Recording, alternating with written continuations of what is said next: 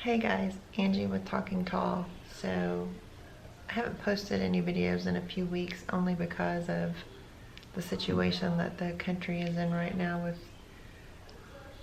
our medical situation. So when I saw the request or the idea come out that now people are supposed to be wearing masks when they go out, I thought I think I can do a simplified way of making these masks that might be helpful to other people. So I'm going to make a couple masks today, and I thought I would share with you 3 different ways that you could make them simple and easy. Now, yes, I have a sewing machine, but if you don't have a sewing machine, you could easily do this by hand. Get a glue gun out and put these together, because basically we're going to be making pillows with strings today. That's it. If you can make a rectangle and you can make a pillow or a pillowcase, then you can make these masks. So let me show you what I've done. I know a lot of people are cutting out 6x9 rectangles for their masks. I actually, I don't know if I can do this one-handed, but I actually cut mine out 10 by 7. Only because I felt like that gave me a little bit extra room to work and maneuver. So first off, let me show you. I've already stitched 2 of these, but I wanted to show you. Basically, I've stitched around the rectangle like this, and I've left an opening, because all you're going to do is turn this inside out. So before I turn it inside out though, I have been clipping the edges, if you see here, or the corners, cleaning them up. Let's see if it will focus. There we go. Because this is a big secret to sewing. If you clean your edges up, get them nice and tidy, and take your point out, whatever you're making, like if you're a pillowcase, think of this as a mini teeny tiny pillowcase, your corners will look much better if you trim the end. And here we go, we're out of focus again. So that's what I'm working on right now. So let me finish trimming the edges and then we'll talk some more.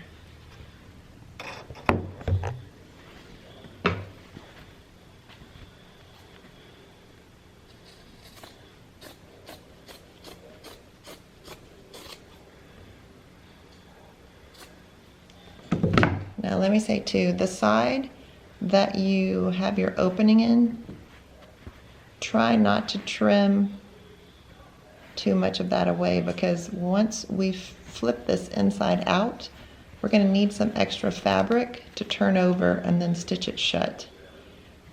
So there's that one. Let me check and see if I got all my corners here. That's my open edge. Let's see, we could maybe clean this up a little bit. I think I did a little bit better job sewing this one than the first one. So these 2, I have ribbon for one, and I actually have shoestrings for the other. I just bought some dress shoestrings for my husband's dress shoes because his broke, but they come in different lengths. And so I bought 2 packages, and I had this one left over, this package left over. So I think this is going to be great for strings to tie the mask back with on the back of your head, because I hear that evidently elastic is in short supply. I happen to have some elastic only because I have a little sewing kit that I keep. I say little, it's probably not little. It's in an old caboodle. Everybody from the 80s and 90s, you know the caboodles. I have one that's full of sewing stuff right now. Yes, I still have my caboodles. Anyway, so I just thought we would show some different ways, because I think it's going to be much easier for a lot of people to just use a shoestring or a ribbon. And I feel like this is probably something that you would have around your house. Get your Converse out and take your shoestrings out of them if you have to. If you don't have anything else, use kitchen twine. You could use kitchen twine just like we're going to use these shoelaces. That would work. Any kind of string, anything that you can use to tie, I think is going to work. And I'm going to do I'm going to use this in a way that I haven't seen anybody use it yet. So I think using the elastic makes it a little more complicated, especially for people that are not typically seamstresses or don't do a lot of sewing. So hopefully these will help you and these will be a lot easier. So let me go ahead and turn these two out that I'm going to use the ribbon and the shoelaces with, and we'll do those first because I know a lot of people are doing tutorials on the elastic ones. So I don't know, maybe we save that to the end, maybe we don't even do it, because I really think that the ones with the shoelace and the ribbon is going to be more of a home run for folks. So let's turn these inside out.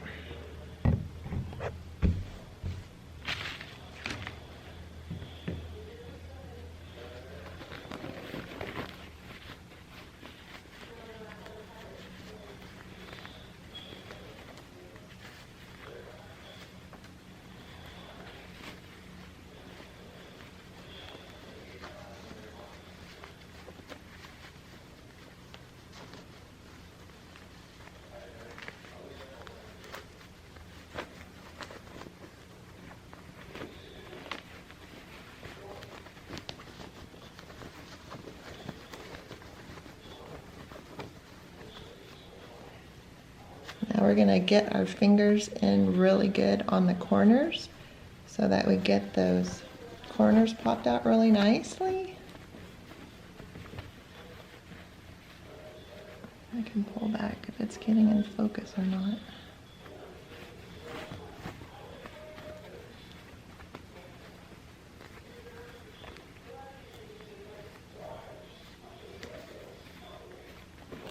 Okay, and then one more corner here.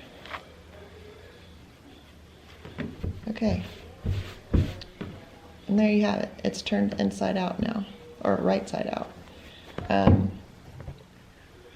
should talk quickly about the fabric. So, not too long ago, I got rid of a lot of my fabric. I got rid of all my fabric except for, I think, 4 or 5 rolls of fabric that we used in the house when we decorated.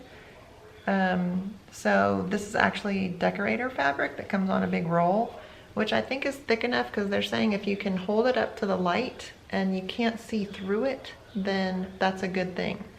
You could use any fabric you have though. I know a lot of people are trying to use bandanas, but I heard bandanas are too thin. So unless you're getting really complicated with bandanas and you're adding like filters like people are adding, but I heard that the filters that people are trying to use from their vacuum cleaners, they shouldn't be using because it has fiberglass or plastic particles in it.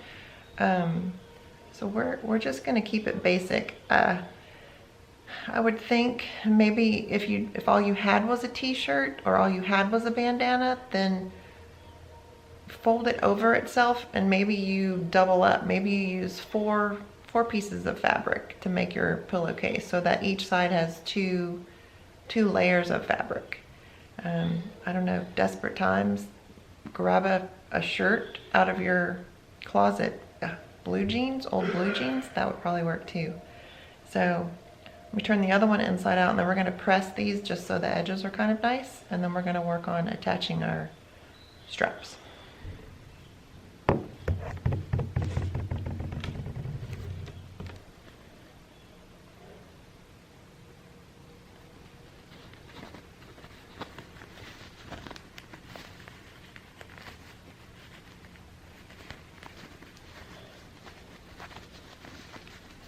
Now, this is a little bit harder than it looks, so don't worry about getting rough with it and making sure that you turn everything inside out like you're supposed to, or like you need to. Because you can always go back and restitch it. But I'll look at the opening size that I left and let you know.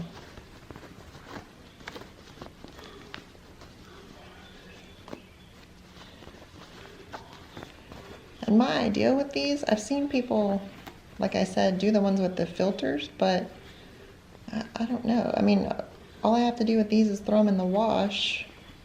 Once they're used, dry them, and then they're good to go again, right? Like, am I missing something? I don't know. So my opening that I used for turning it out is about 2 inches. It's about how big that opening is. Okay, so now we have two rectangles that are finished. So I'm gonna go press these real quick. That corner could look better, but I don't know, are we going for perfection or are we just going for something that works right now? I don't know. That's a little better. Okay, so let me go press these. I'll show you what I'm doing for an ironing board right now. Yes, I have an ironing board, but do I want to fish it out of the closet that it's in? No. So I just got a towel, got the iron out, and we're just gonna use this to press it really quick. Make sure our edges are laying flat like they need to. Easy, easy, easy. And then the other one.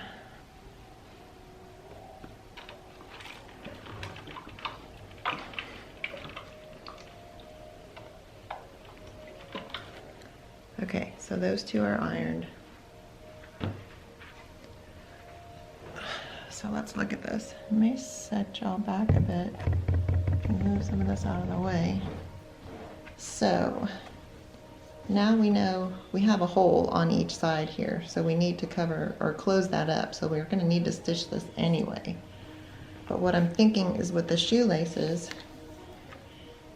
fold them in half, make sure you have your middle. And, we should, I guess we need to do our pleating too if we're gonna have pleats, so we need to do that now too. This should probably be last. So, let me grab a few pins, and I'm just gonna do this really easy. Let's see, folding down a little bit. I don't think this has to be perfect. If you don't have sewing pins like this that you can use to hold it together, just, I saw one lady using, it looked like little clothespins. I don't guess anybody has clothespins anymore either. Maybe safety pins, or maybe if you have a needle and thread, then maybe you do these one by one. Stitch it, stitch it, stitch it, stitch it, so that that your pleats stay. Okay. Maybe even if you opened up a safety pin and just used the pin part of the safety pin, like this, to hold that pleat, maybe that would work. If you have some larger sized ones, that would work. Okay. Easy, easy. Okay, so this is I'm gonna move this one because we're gonna work on that one later. This is what I have so far. So I just used 4 pins, one on each side of the pleat, so that we have a pleated mask. Now what we'll work on is the shoestrings. So here's what we're going to do. Like we were saying earlier, take your shoestring, get the middle of your shoestring like this, so you know where your middle is. Put that in the middle of your mask here, and then run it up so that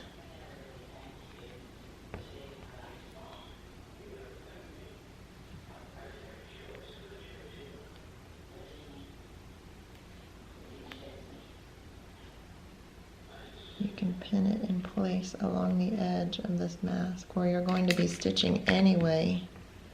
So why not, while you're stitching your pleats down, stitch your shoestring down. So here's what I'm thinking is going to work, like this, right? Because you're going to need to put a stitch here anyway. So just stitch this with the shoestring on there. Now I may do, since I have the machine, I may do a zigzag stitch. I mean, if you're at home and you're doing it by hand, you're stitching by hand, just go like this back and forth on each side of the shoestring till you get to the top. I mean, I think this is gonna work. So let me do the other side.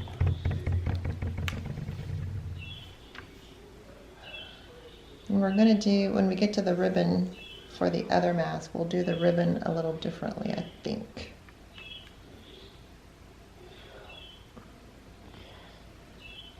So I guess everybody here at our house is going to have, we'll have the same fabric, but we'll have a different mask, which is fine.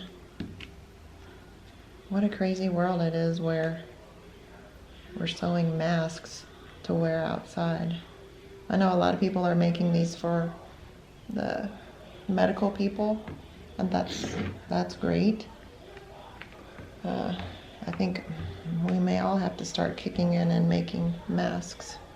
But here's what I have so far for this one. So I'm just gonna put this on the machine and stitch it down this way and stitch it down this way. And I think that's it. Let's give it a shot.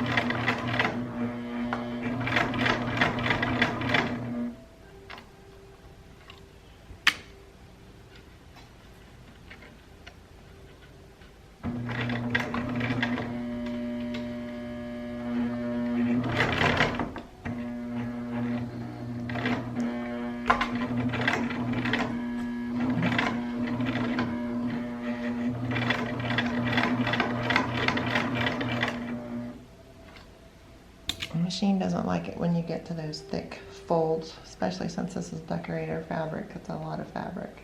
So we're doing our best here.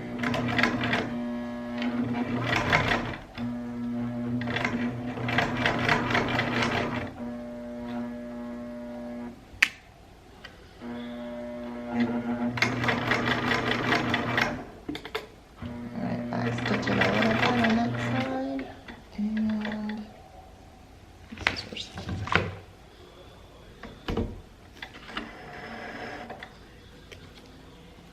Okay, I think that's pretty good. So this is how it turned out. Just stitched on there. That's it. Let's try the other side. Oh, was that in focus? No, why doesn't this focus? There it goes. So it's stitched on there. And we have our pleats. So other side.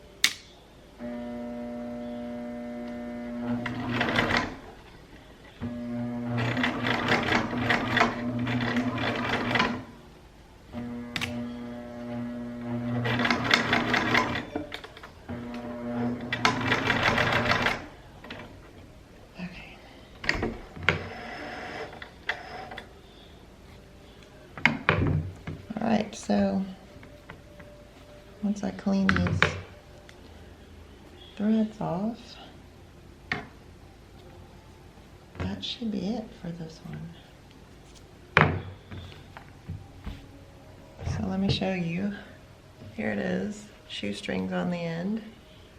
I guess we should try it. Let me see what I can set you all on while we try this. Is that gonna work? I hope so. Okay, so yeah. So you would do like this and then tie it back here.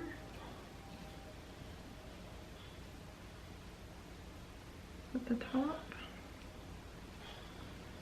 And then do the same thing with this at the bottom.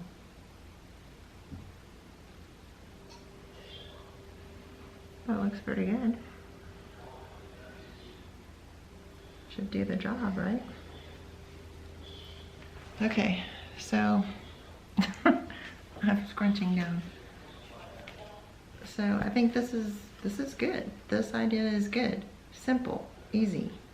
Doesn't have to be complicated. I saw a lot of people making it way complicated, and I'm like, why? Because this can be thrown in the washer. Wash it and dry it. Boom. Okay, so next one is with the ribbon. We're gonna do it a little bit differently than we did this one. So, one mask done. Okay, so here's the other rectangle that we had prepared already. The side is still open, so we need to stitch that up. So we will do that really quick on the machine because we're not going to be taking our ribbon down that way like we did the shoelaces. Oh, you know what? We can probably wait and just pleat it, and then when we stitch it, when we pleat it, it'll close that up anyway. So let me do that. So here we go, we're gonna pleat again. Just two, easy, easy. The one nice thing about this fabric being plaid is it kind of gives you some guidelines. So if the fabric that you use has a print or stripes or something that you can use to help you out, take a look at it and help that gauge where you need to pleat and where you need to cut. All right, one more, like this. I know my daughter was not very happy about this fabric, using this fabric, but right now it is what it is. This is what we have, so we're going to use it.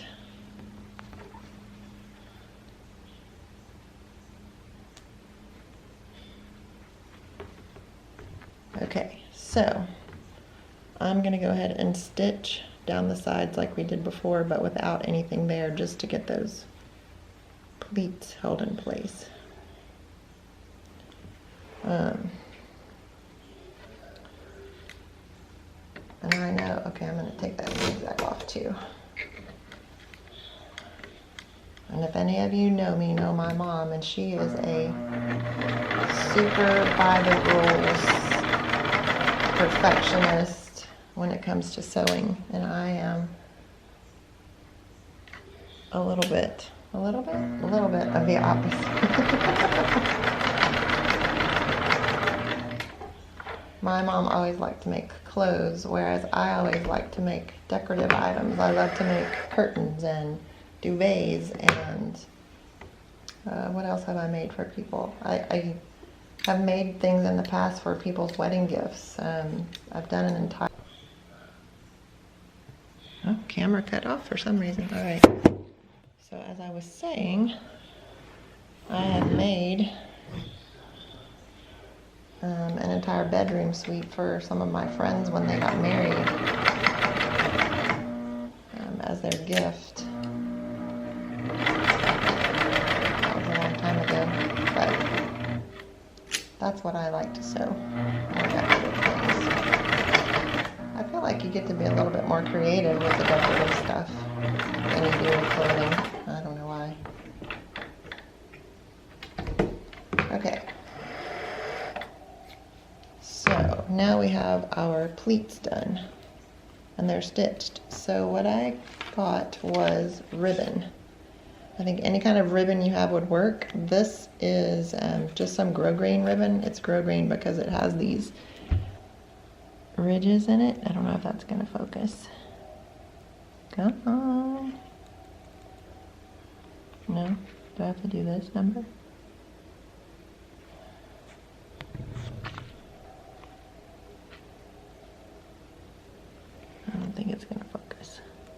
But anyway, like any kind of ribbon you can get works. I had some other ribbon. I had this ribbon and I had this ribbon, but it wasn't long enough. I took it around the front of my face and to the back of my head, and I don't have enough of this to use. So this ribbon is the winner because it's long enough. I hope it's long enough. Yeah, it should be long enough. Okay. So what I thought I would do with this ribbon is, again, find your middle. We're not doing all this super exact. Find your middle of your mask. In fact, might even stick a pin in it, or you can put a mark on it, whatever works. I don't think that's gonna work. Because what I thought I would do is,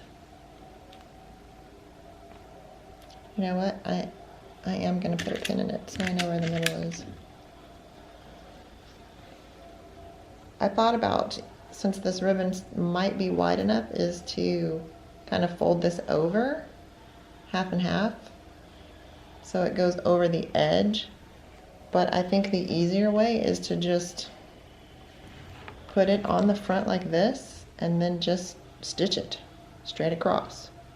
Because I feel like if you try to wrap it like this, I mean, yeah, it looks nicer like that. It looks nicer, but I think it's going to be a bigger pain.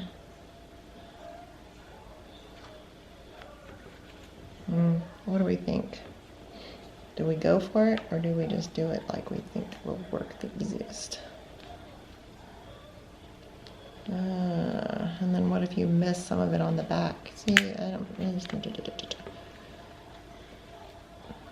think it would be easier to stitch it along the edge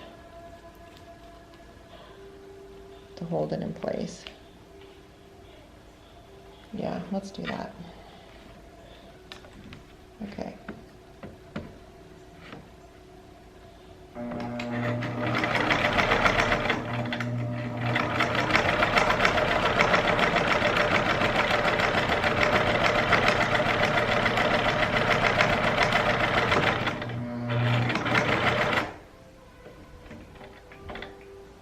So again, if you don't have a sewing, oh, there went my thread. If you don't have a sewing machine, you can easily do this by hand. You could use a glue stick, whatever you have, whatever works. So now I could iron this and iron this back so that you don't see the stitching. But basically this is all I did. I just stitched it on, and I think I will. I'll probably just iron it up like this. And then that way you can just tie it on. So we did one row. Focus. This is great. There we go. So we did one row, and then I think when we iron it, we're gonna fold this back and iron it this way. So now we just need to do the row at the bottom. So again, we're going to take our other piece of ribbon. We had two pieces the same length. It doesn't matter what the length is, as long as it's long enough to go around your face to where you can tie it behind your head. It's long enough. So, let me see how to twist it there. So, I'm gonna kind of try to put a crease in the middle so I know where it is. There we go. I'm gonna lay it down. And then we're just going to, easy, easy, do a straight stitch down that. Again, do it with a glue stick, by hand, big stitches. If you do it by hand, do some big stitches.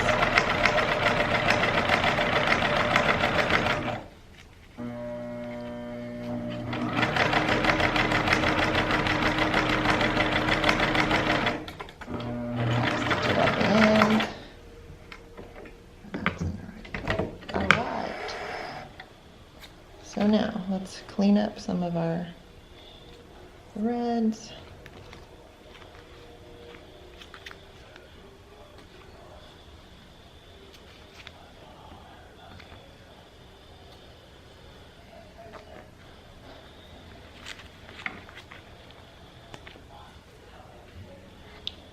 I always have a lot of messy threads, but I'd rather have long threads and have them too long and have them hang out like this than them to be too short. That's the big thing with sewing. You know, they always say, like, when you're doing wood cutting jobs, measure twice, cut once. I love that saying. And then also, you can always cut more off. You can not add more in sewing. So I prefer it to be a little bit extra, a little bit more than it should be, than rather not enough. Okay, so let me go press this really fast. I think I'm gonna need both hands to press this. So let me press this really quick. I'll turn you all around so you can see.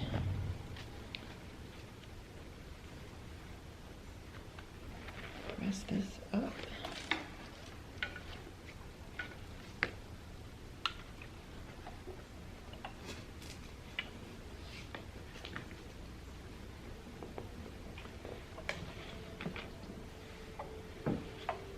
Alright, there's that one, and then this one.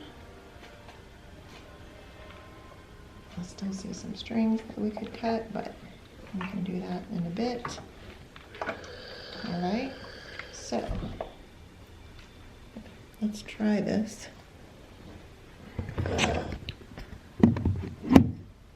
We will, I know y'all are working, okay. Okay, so let's try this. So this would go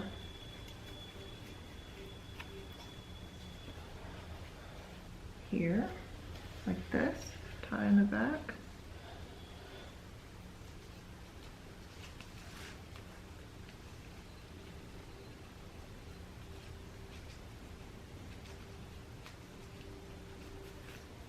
And then you take the bottom one and tie it in the back.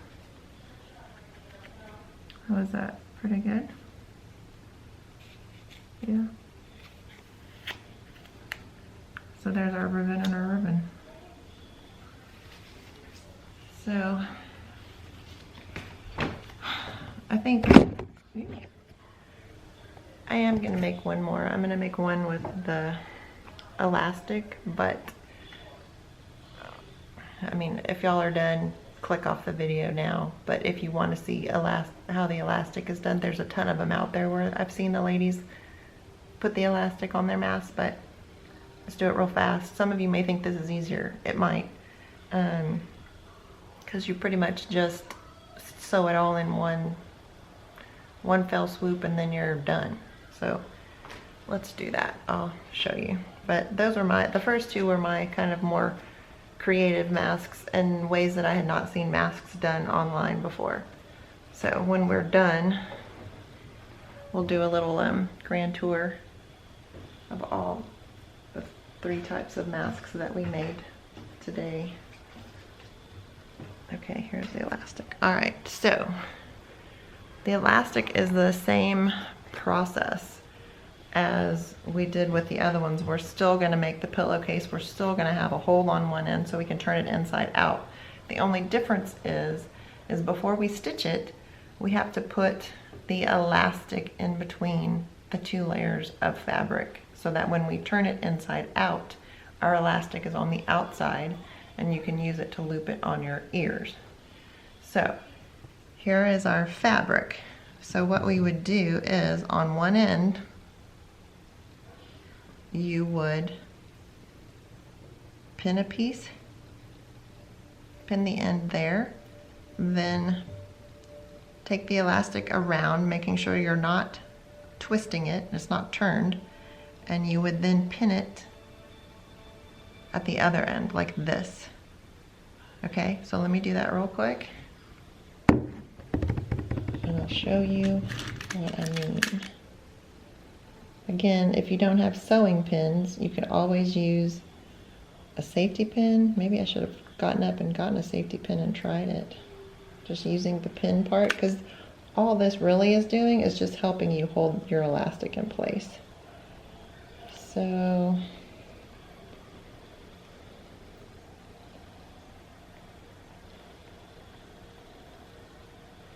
And the elastic that I have here, I cut 7 inches long, which is what most people were saying they were cutting theirs. So this is 7 inches. Right there, 7. I don't know, I might should have, well, our masks are already a little bit bigger, so 7 should be okay. And then, so here's what I have. Let me show you. So I've pinned it here and I've pinned it here. And then we're gonna put this back over, and what we're gonna do is we're just gonna stitch all the way across and stitch that elastic into the seam. Now when you stitch on the sides, be sure that you're not catching your elastic in your stitch because it's gonna be underneath here. So let's do that real quick. We'll do the other end and then we'll stitch it.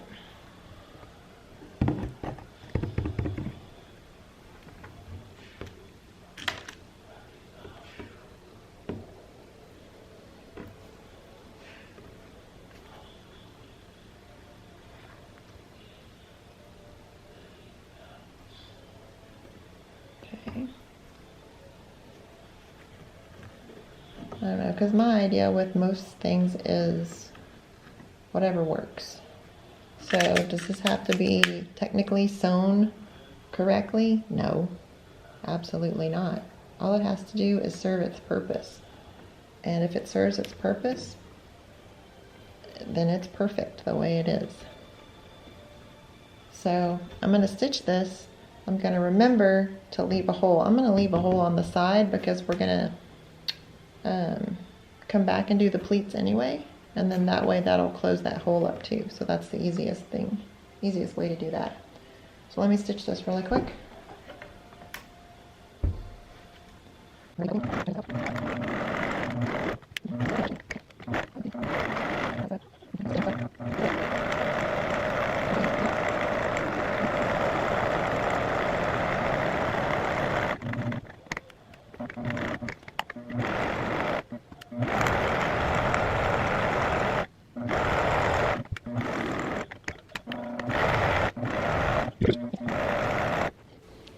Would you like to be a model? No.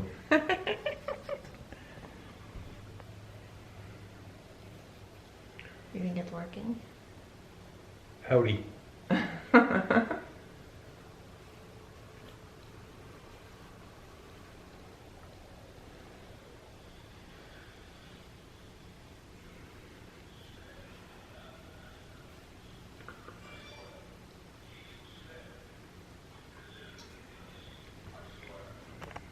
Well, it looks like it works.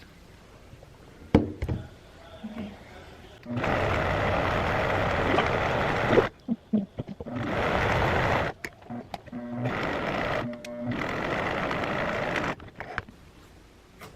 Okay, so now we want to do the same things that we did in the beginning. So we're going to trim our corners like we did earlier, originally. Okay, and then I think everything else looks good. I think we will just turn it inside out. Hopefully our elastic didn't get caught and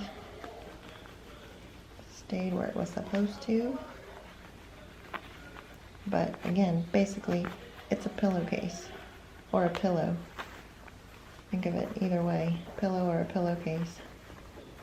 You're just sewing a square, rectangle, 4 straight sides. That's all you're doing. Simple, simple, simple. Don't get intimidated. Everybody can do this, even if you've never sewn before. Straight lines, 4 straight lines. That's it. Okay. Looking good so far.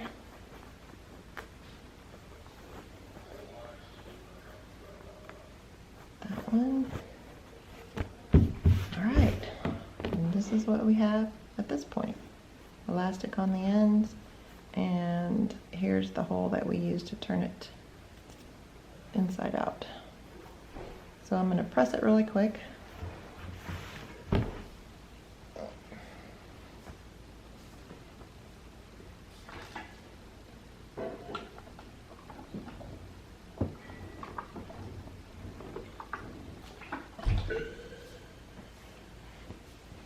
Okay. And then we are going to add our pleats, 2 pleats. Again, I'm glad I used fabric with a pattern so it helps me keep them straight.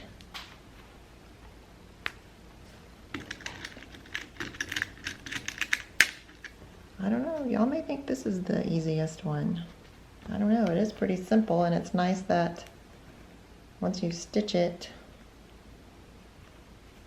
your whatever you're going to use to hold it on is kind of already there.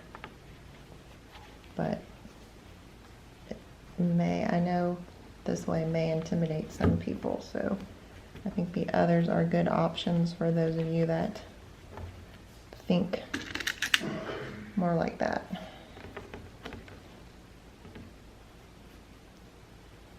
Did y'all ever do one of those spatial recognition tests in school? I remember I did one of those in high school, and I was supposed to be really good about figures that were unfolded. The test wanted you to tell it what the folded item would be if you folded it. That was my jam. Okay, so got our pleats put back in, so let's stitch those down really quick.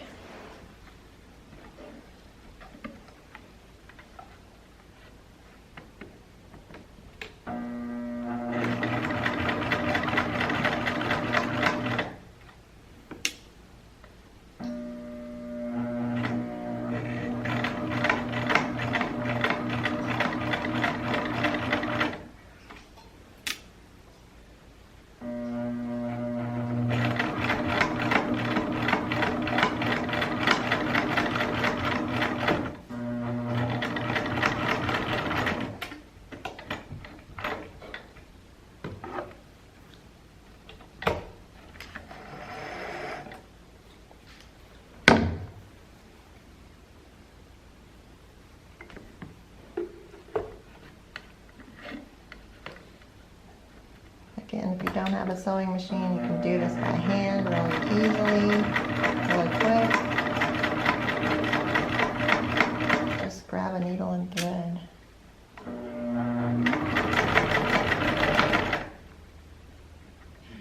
All right, we got one more to do here. Got a lot of fabric right now.